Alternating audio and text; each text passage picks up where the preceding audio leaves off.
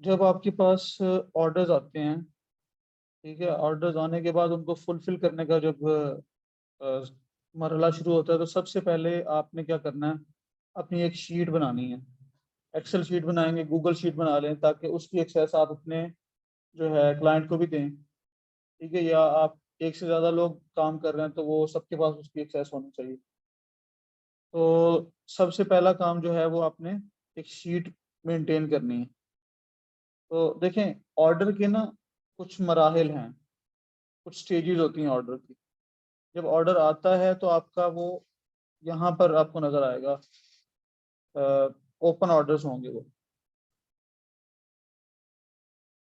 ठीक है, मैं ऑर्डर्स को मैनेज ऑर्डर्स में जाता हूँ।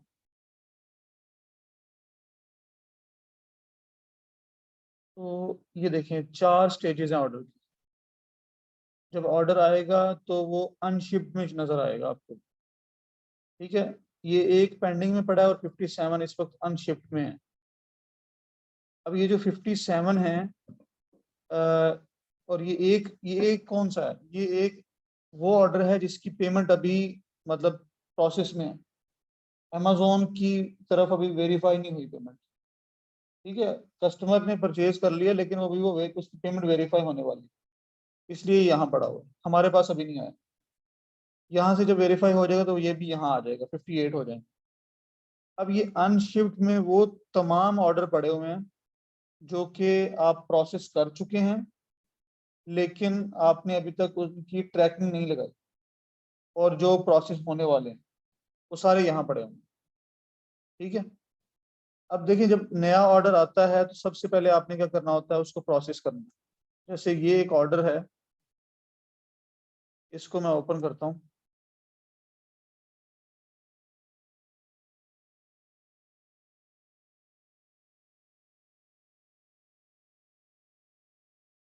अच्छा जी, इस ऑर्डर ने अभी जो है वो शिप होना है, अभी इस पे कुछ भी नहीं हुआ, प्रोसेस ही नहीं हुआ। ठीक है, अब ऑर्डर की डिटेल्स देख लें। ये ऑर्डर कब आया, 18 फेब को, और इसको शिप होना है 23 से 24 फेब तक। ठीक है, 18 को ऑर्डर आने के बाद 19, 20, 21, 22, 4 दिन है इसका हैंडलिंग टाइम है ये। ठीक है, ऑर्डर का पहले हम हैंडलिंग टाइम रखते हैं, फिर हैंडलिंग के बाद उसका शिपमेंट का टाइम आ जाता है, ये दो, और फिर उसकी डिलीवरी होती है। इसने 2 मार्च तक डिलीवर होना, 25 फेब से लेकर 2 मार्च तक इसका जो डिलीवरी टाइम है वो ऑन द रिकॉर्ड है। अगर ये इस टाइम पे होता है तो ये लेट में नहीं जाएगा। अच्छा, जब ऑर्डर आता है तो सबसे पहले हैंडलिंग टाइम होता है। हैंडलिंग टाइम बाय डिफॉल्ट 2 दिन होते हैं। आप इसको कम भी कर सकते हो, इसको आप बढ़ा भी सकते हो, वो आपकी अपनी मर्जी है। बाय डिफॉल्ट जो अमेजोन की सेटिंग है वो 2 दिन की है, तो इसमें कोई कबाहत नहीं है अगर आप उसको 3 दिन कर दें या 4 दिन कर दें। ठीक है, तो बाय डिफॉल्ट 2 दिन है। हैंडलिंग टाइम में क्या होता है कि हैंडलिंग टाइम है, आपके पास टाइम है अभी, आप ऑर्डर प्रोसेस करना है, आपने आज नहीं करते कल कर लें, कल नहीं करते परसों कर लें, लेकिन वर्किंग डेज हैं 2 दिन। फ्राइडे का ऑर्डर आया हुआ आपको मंडे और ट्यूसडे 2 दिन मिले। ठीक है, सैटरडे संडे उसमें काउंट नहीं हो, क्योंकि वो ऑफ है। नहीं, वो काउंट नहीं होगी। अब इस केस में ये देखो, फ्राइडे का ऑर्डर था 18 फेब, उसने सैटरडे संडे काउंट ही नहीं किया, मंडे ट्यूसडे 2 दिन काउंट हुए, फिर वेडनेसडे को उसका शिपमेंट टाइम। ठीक है, शिपमेंट का टाइम जो है वो आपने अब होता क्या है, हैंडलिंग टाइम के अंदर क्या करते हैं हम, हमने अभी ये ऑर्डर सपोज करो अभी हमारे पास आया हुआ और अभी ये फ्रेश है, मतलब हमने इस पे कुछ भी नहीं किया हुआ। सबसे पहला काम हमने क्या करना होता है, हमने इसको शिप जब करते हैं तो हमने जो हमारा सप्लायर हमने ढूंढ रखा है उसके पास जाएंगे और इसकी डिटेल्स पे ऑर्डर हम परचेज करेंगे। परचेज करते वक्त इसका एड्रेस, शिपिंग में इसका एड्रेस डालें। कार्ड का एड्रेस हमारा अपना होगा, बिलिंग एड्रेस, लेकिन शिपिंग एड्रेस इसका होगा, ये जो हमारा कस्टमर है इसको हमने भेजना है। ठीक है, तो ये है हमारा ऑर्डर प्रोसेस करने का टाइम, हमने ऑर्डर प्रोसेस किया, ये हैंडलिंग टाइम के अंदर अंदर आप करें। ठीक है, आपने 3 दिन या 2 दिन रखे हैं, उन्हीं 2 दिन के अंदर अंदर आपने ये काम करना है। जितना जल्दी करेंगे उतना बेहतर। अब आपने ऑर्डर प्रोसेस किया, सपोज करो आज कर दिया, ठीक है। अब ऑर्डर जब आपने वो सैम्स क्लब या कोई भी सप्लायर है उसके पास आपका ऑर्डर चला गया, अब उनका भी हैंडलिंग टाइम होगा, हो सकता है 1 दिन हो या 2 दिन हो। अब वो आपके ऑर्डर को शिप करेंगे, अगर वो 2 दिन के बाद करते हैं तो वो जब शिप करेंगे वो कस्टमर को भेजेंगे, फिर वो आपको ट्रैकिंग देंगे। जब वो आपको ट्रैकिंग देंगे तो आपने ट्रैकिंग उठा के यहाँ डाल, ठीक है। आपने फिर उसको यहाँ कंफर्म शिपमेंट के ये बटन है ये नीचे ऑर्डर कंटेंट के अंदर कंफर्म शिपमेंट करेंगे, फिर आपने उसको जो है, देखिए मैं अभी करता हूँ कंफर्म शिपमेंट, तो ट्रैकिंग आईडी जो वहां आपको सप्लायर देगा वो आपने यहाँ ऐड कर देनी, ठीक है। इससे आपका ऑर्डर जो है, जब आप ऑर्डर प्रोसेस कर लेते हो फिर भी वो इन्हीं ऑर्डर्स में पड़ा रहता है, अनशिप्ड में पड़ा रहता है, ठीक है। जब आप ट्रैकिंग लगा दोगे, ठीक है, जब आप ट्रैकिंग लगाओगे तो अनशिफ्ट से निकल के शिफ्ट में चला जाएगा, कुछ भी लगाना। जब आपने ट्रैकिंग लगाई है, कंफर्म शिपमेंट कर दिया, फिर अमेजोन के इस अनशिफ्ट में से निकल के शिफ्ट में चला जाएगा, ठीक है। और जो कैंसिल होंगे वो यहाँ आ जाएंगे। जो शिफ्ट में चला गया इसका मतलब है वो ऑर्डर कंप्लीट हो चुका है हमारे एंड पे।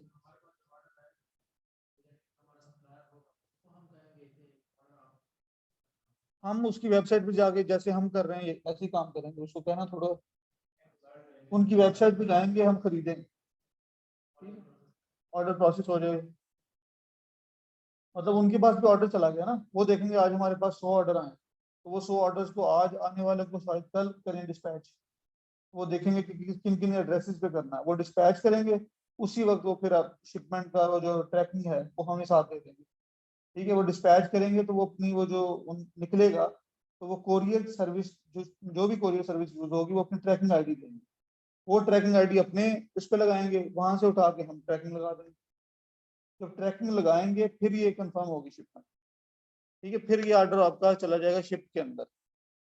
अब ये जो ट्रैकिंग लगाने वाला है ना, ये टाइम दिया हुआ है इसके अंदर कि आपने ये 24 फेब तक, इसका मतलब है कि आपने 24 फेब तक ट्रैकिंग लगानी है, अगर आप नहीं लगाते तो लेट शिपमेंट रेट में चला जाएगा, ठीक है।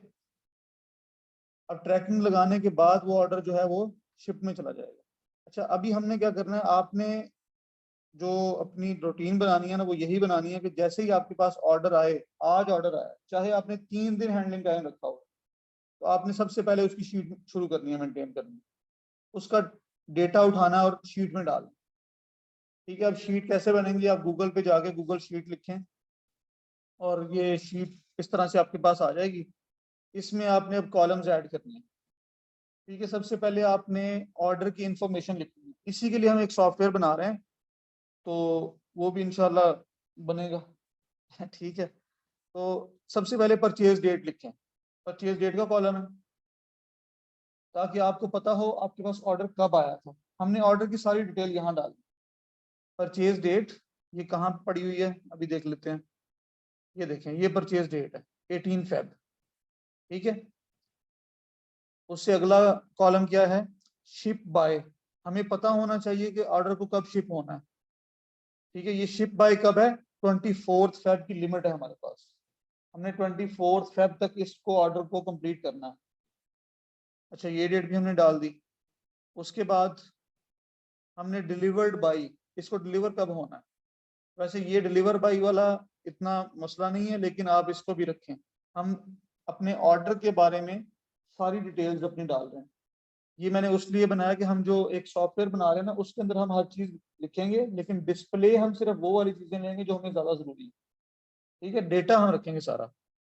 अच्छा जी, तो ये हमारा 2 मार्च तक इसको डिलीवर होना है। उसके बाद आपने अमेजोन का ऑर्डर आईडी लिखना। अमेजोन का ऑर्डर आईडी आपको कहाँ से मिलेगा, ये अमेजोन का ऑर्डर आईडी, ठीक है। इस ऑर्डर आईडी को आपने कॉपी करना है और इसको भी जो है वो डाल देना शीट के अंदर। उसके बाद ऑर्डर का स्टेटस, अब ऑर्डर का स्टेटस उसी तरह से मैंने बनाया है, एक ड्रॉप डाउन बनाया है कि जिस तरह इसमें 4 इसकी स्टेजेस हैं, तो हमने उसी स्टेज की तरह इसको इसको फिल करना, ठीक है। हाँ जी, एक ऑर्डर आया न्यू, अभी उस पर हमने कुछ नहीं किया, तो जब हम पहली दफा डिटेल डाल रहे हैं तो न्यू पेंडिंग में आए, ठीक है, ये न्यू पेंडिंग में चला जाएगा। आपने उस ऑर्डर को प्रोसेस कर दिया तो आप ट्रैकिंग पेंडिंग में लगा देंगे, ठीक है। समझ आ गई? अभी मैंने आपको ऑर्डर की डिटेल्स बताई हैं, तो ये ऑर्डर प्रोसेस हो चुका है लेकिन इसकी ट्रैकिंग अभी पेंडिंग है। अच्छा, यहां से जब हम ट्रैकिंग लगा देंगे तो वो शिप में चला जाएगा, सही है। वो हमारे एंड पे, वो जैसे वो अमेजोन के वहां पर शिफ्ट हो जाएगा तो हम भी यहाँ पर उसका स्टेटस शिफ्ट लगा देंगे।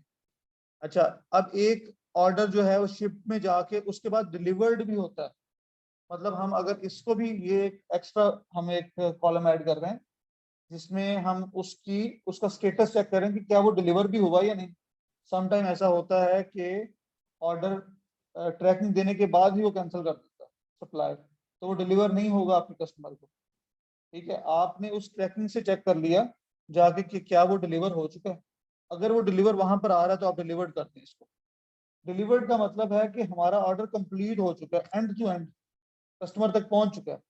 अगर इस केस में कस्टमर हमसे जो है वो क्लेम करता है कि मुझे नहीं मिला, लेकिन हम अपने पास आके देखेंगे हमारे पास तो वो डिलीवर्ड का आ रहा है स्टेटस, फिर हम जाके चेक करेंगे कि क्या वो जो डिलीवर है वो उसके सही एड्रेस पे गया या नहीं। हम ट्रैकिंग से जाके चेक कर सकते हैं। मोस्टली ये फेडेक्स की ट्रैकिंग दे रहा होता है, सैम्स क्लब की मैं बात कर रहा हूँ।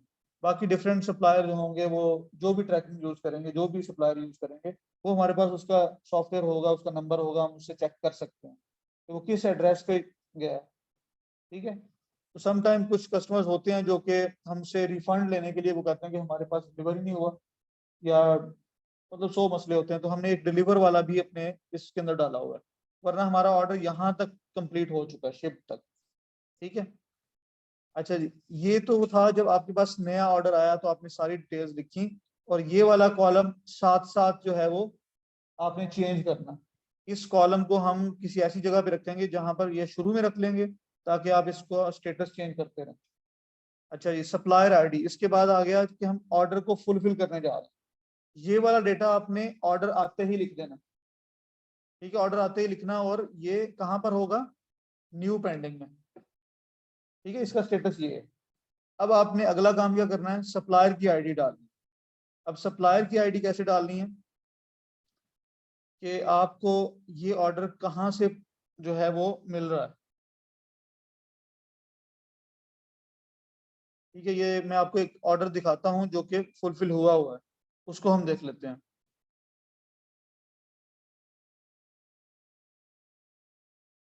यहाँ भी पड़ा होगा, ये देखें, ये सेलर ऑर्डर आईडी है, ये वाली, ठीक है।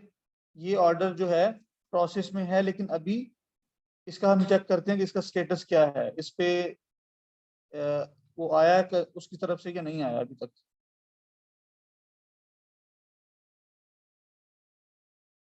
अच्छा जी, तो ये देखें, यहाँ पर भी डाली हुई है, ठीक है। ये सेलर नोट में हम कुछ भी अपने लिए लिख सकते हैं यहाँ पे। तो ये क्या किया हुआ है, उस ऑर्डर की आईडी, जो हमारा सप्लायर है वो इस वक्त ये सैम्स क्लब है, ठीक है। इसके वेबसाइट पे जाके हमने परचेज हिस्ट्री में अपने उस ऑर्डर को चेक करना है कि क्या वो ऑर्डर, उसका स्टेटस क्या है, उसकी ट्रैकिंग आई है या नहीं आई।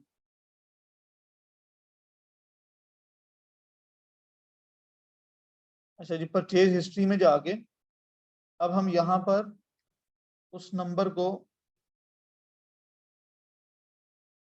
सर्च कर लेते हैं।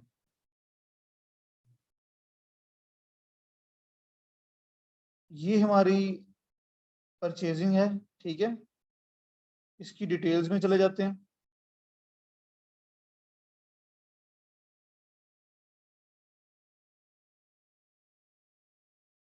उसने कहा है कि ये जो है अराइव्स बाय फ्राइडे फेब 25 तक ये पहुंच जाएगा, लेकिन अभी तक इसने उसकी ट्रैकिंग नहीं दी हुई। ट्रैकिंग देगा तो यहाँ पर ट्रैकिंग लिखा हुआ आ जाएगा, हम उसको क्लिक करेंगे तो वो हमारे पास ट्रैकिंग जो है उसकी हमें नजर आ जाएगी। हम शिफ्ट में से कोई उठा के देख लेते हैं उसकी ट्रैकिंग किस तरह से होती है। लेकिन ये वाला नंबर हमने अपने ये जो नंबर है ऑर्डर का, ठीक है, ये हमने कॉपी किया और अपनी शीट के अंदर ये डाल लेना उस ऑर्डर के अगेंस्ट, ठीक है। और सप्लायर नेम क्या था, ये शीट आप खुद बनाएंगे अपनी अपनी। तो यहाँ जितने सप्लायर के साथ आप काम कर रहे हैं उनका ड्रॉप डाउन भी बना सकते हैं, ठीक है। तो मैं इस वक्त सैम्स क्लब से काम कर रहा हूँ, ये मैं बना लेता हूँ। अच्छा, मैं ड्रॉप डाउन बनाना दिखा देता हूँ कैसे बनेगा। सपोज करो हमारे पास एक सप्लायर है सैम्स क्लब, दूसरा है वॉलमार्ट, तीसरा है होम डिपो और चौथा है कॉस्टको, ठीक है। ये 4 सप्लायर है हमारे पास। अब हमने क्या करना है, हमने यहाँ पे इसका ड्रॉप डाउन बनाना इन चारों का। तो यहाँ पे रख के आपने डेटा, डेटा के बाद डेटा वैलिडेशन, डेटा वैलिडेशन में जाएंगे और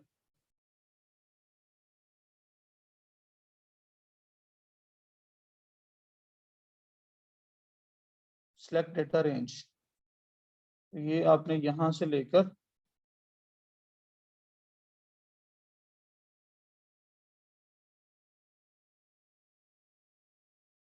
ठीक है।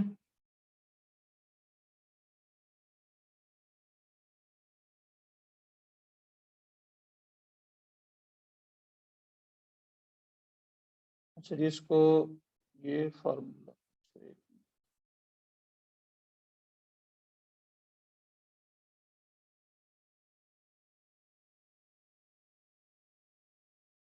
यहाँ हम डाल रहे हैं और डेटा वैलिडेशन,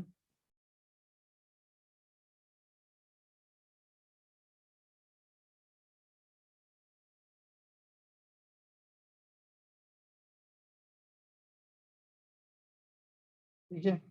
अब देखते हैं कि ये बन चुका है या नहीं। तो ये देखें, ये आपका ड्रॉप डाउन बन चुका है।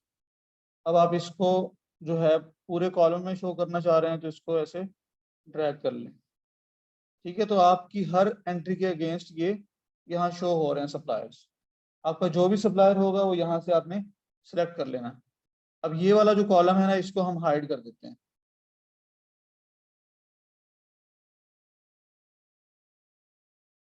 ठीक है। यहाँ पर भी एक कॉलम मैंने हाइड किया हुआ है, यहाँ भी कॉलम हाइड हो गया।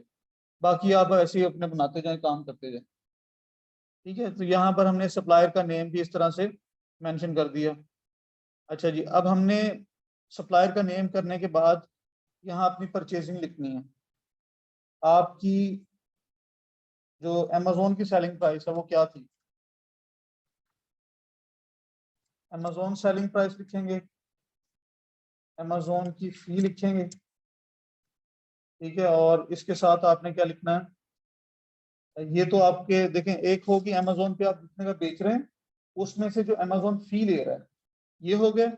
और फिर आपने लिखना है यहाँ पे अपनी सोर्स प्राइस, या परचेजिंग भी लिख सकते हैं इसको, ठीक है। सोर्स प्राइस या कॉस्ट भी लिख सकते हैं, टैक्स का कॉलम बना सकते हैं,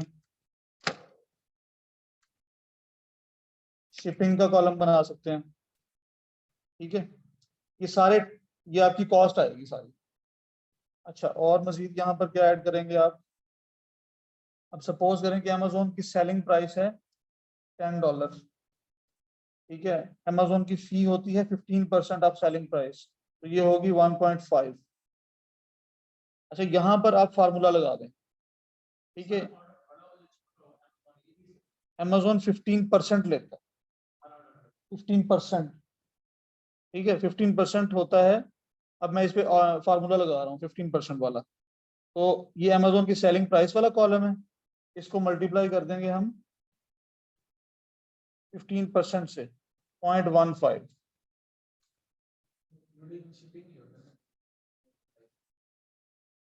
नहीं, इसके अंदर शिपिंग इंक्लूड नहीं होती।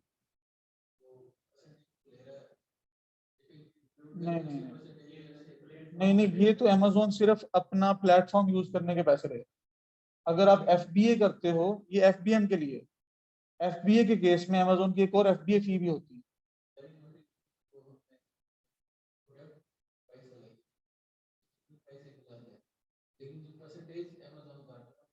वो उसके अंदर ही है। हाँ, वो उसके अंदर से कटे। देखें, आपके पास ऑर्डर आया, जिसने ऑर्डर प्लेस करना उसने $10 आपको दे दिए, उसमें से अमेजोन $1.5 काटेगा, फिर आपके बचे $8.5। 8.5 में से आपकी जितनी भी कॉस्ट आएगी वो अगर निकल के आपको बचता कुछ तो बचेगा, अदरवाइज आपको लॉस होगा। ठीक है। अच्छा, ये मैंने फार्मूला अप्लाई कर दिया। इस फार्मूले को भी आप जो है पूरी शीट पे अप्लाई कर सकते हैं ऐसे। ठीक है। अब अगर कोई हमारी सेलिंग प्राइस है $20, उसके हिसाब से ये फीस खुद ही कैलकुलेट हो जाए। ठीक है। इसमें आप उसका 15% निकालते ना रहे हर दफा, ये फार्मूला लगा। उसके बाद आ गई सोर्स प्राइस। अब सोर्स प्राइस हो सकता है आपको ये $5 की मिल रही हो। ठीक है। इसके ऊपर टैक्स भी लग रहा हो। टैक्स अमूमन आपने 10% रखना है। 10% ऑफ सेलिंग प्राइस। ठीक है। ये फार्मूला वैसे जब हम एक्चुअली काम कर रहे होंगे ना, तो उस केस में तो आपने ये फार्मूला नहीं लगाना। उस केस में टैक्स ही लिखना है आपको। टैक्स नजर आ रहा होगा कितना टैक्स लगे, वो आपने टैक्स यहाँ मेंशन करना। तो ये 10% है, किसी स्टेट में कम होगा, किसी में ज्यादा होगा, लेकिन एवरेज 10% है। मतलब 10% से कम ही होता है हर जगह। लेकिन ये टैक्स भी एग्जाम्प्ट हो जाता है। ठीक है। ये टैक्स एग्जाम्प्ट करवा के देगा आपका क्लाइंट, उसे कहेंगे टैक्स एग्जाम्प्ट करवाना। टैक्स एग्जाम्प्ट हो जाएगा तो यहाँ 0 0 हो जाएगा। ये कोई इसमें पैसे नहीं लगेंगे। तो यहाँ फार्मूला अप्लाई ना करें। ठीक है। जब आप एक्चुअली काम करेंगे तो यहाँ एक्चुअल टैक्स लिखें। अगर वो कोई है तो ठीक है, अदरवाइज 0 लिख दें। अच्छा, ये शिपिंग होगी। अब शिपिंग की जो फीस होती है ना, ये भी होती है। हर जो आपका सप्लायर होगा, जब भी आप उससे परचेजिंग करेंगे तो वो शिपिंग चार्जेस डालेंगे। आप जितना शिपिंग चार्जेस आ रहे हैं आप उसको यहाँ मेंशन कर दें। हम सपोज करते हैं कि $3 हमें आए। ये कोई नहीं होता, वो डिपेंड करता है कि प्रोडक्ट का साइज कितना है और कितना दूर जाना है उसके। ठीक है ना। उस हिसाब से आपको, मतलब वो जब आप ऑर्डर प्लेस करोगे कैलकुलेट होकर आपके सामने आ जाएगा। ठीक है जी, शिपिंग। अब आपका प्रॉफिट क्या बचेगा? हाँ जी, प्रॉफिट जो आपकी इसमें से माइनस करना आपने ये सारी चीजें। ठीक है। हाँ जी, ये इसका फार्मूला हम अप्लाई कर देते हैं। 10 में से माइनस होना है, ये सारी चीजें हम ब्रैकेट में डाल देते हैं। एफबीए की fees plus source price plus tax plus shipping. इसको क्लोज करें और एंटर कर दें। ठीक है। तो ये $0.5 आपको इस पर्टिकुलर आइटम में से बचा। ठीक है। अब इसकी परसेंटेज निकाल लें कि आपको परसेंटेज में क्या बचा, कितने परसेंटेज, कितनी परसेंट बचा। ये 10 का ये 5% है। 10% $1 होगा ना, तो ये 5% है। अच्छा जी, इसके लिए फार्मूला अप्लाई करेंगे यहाँ पर। कौन सा फार्मूला होगा? अम, ये होगा आपका, हाँ जी, profit divided by Amazon selling price होगा, मल्टीप्लाई बाय। ठीक है। इसको आप इसमें होगा कोई फॉर्मेट वाला इशू जिसमें आप इसको परसेंटेज का साइन लगा सकते हैं साथ। ठीक है। तो इसको अच्छा, हाँ, परसेंट हमने लगा दिया, तो फार्मूले में आपको 100 लगाने की जरूरत नहीं है। ठीक है। फार्म चूंकि हमने वैसे ही परसेंट सेलेक्ट कर लिया है। ठीक है। तो ये 5% आपका प्रॉफिट है। इसी तरह नीचे वाला कॉलम अगर हम फिल करें, हम सपोज करते हैं कि ये $10 में हमें मिली और इस पे टैक्स कोई नहीं लगा, और ये इस पे शिपिंग पड़ी हमें $4, तो प्रॉफिट क्या बचेगा?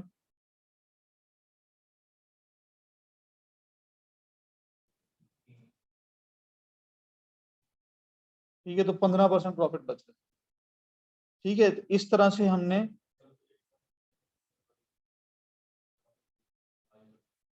हाँ, तो इसको अमूमन हम ROI भी कहते हैं, रिटर्न ऑन इन्वेस्टमेंट या प्रॉफिट परसेंटेज। जी।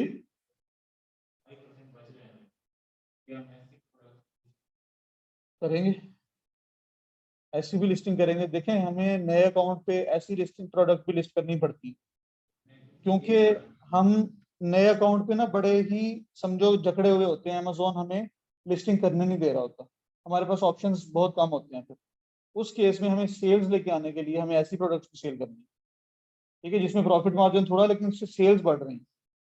ठीक है, सेल्स आने से आपकी हिस्ट्री बिल्ड हो रही है, आपके अकाउंट की हेल्थ बढ़ रही है। तो सेल्स जो है वो आप लाने के लिए ऐसी प्रोडक्ट्स भी करेंगे।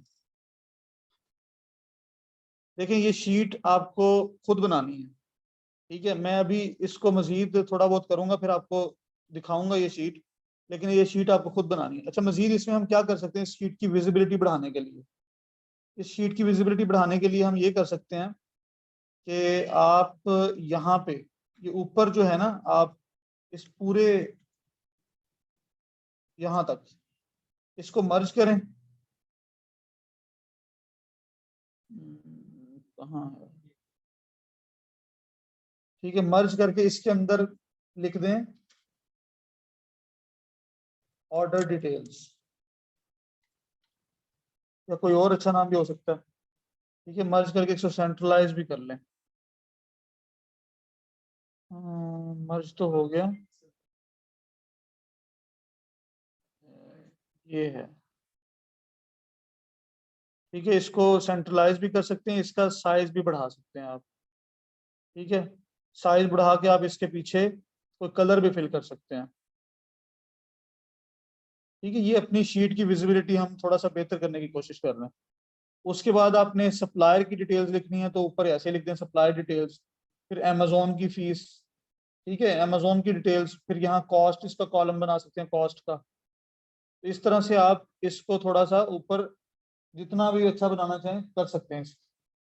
ठीक है, तो ये है आपकी, आपने एक शीट बनानी है। अब ये आप लोग खुद बनाएंगे अपनी शीट। ठीक है, तो ये शीट बनाएं, और बल्कि जो सप्लायर वाली शीट हमने बनाई थी, अगर आपको लगता है कि उससे बेहतर बन सकती है तो आप बनाएं। ठीक है, जो आप लोगों को सेकंड असाइनमेंट दी हुई है, जिनको वो मिली हुई है, वो देख लें। अगर उस शीट में बेहतरी आ सकती है तो आप कर सकते हैं, उसको बेहतर करके बताएं कि ये शीट इस तरह से हो सकती है।